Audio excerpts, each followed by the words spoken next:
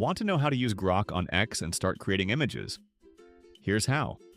First, open X in your browser and log into your account. Once you're on the home page, look at the left sidebar and find the Grok icon. It's usually located below the Messages section.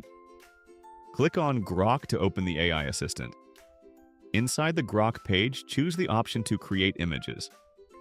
Now type a prompt describing the image you want to generate. For example, you could write something like a prompt, "Make an image of the greatest soccer players of all time in a cinematic style." After entering your prompt, click Submit. Grok will process your request and generate an AI image based on your description.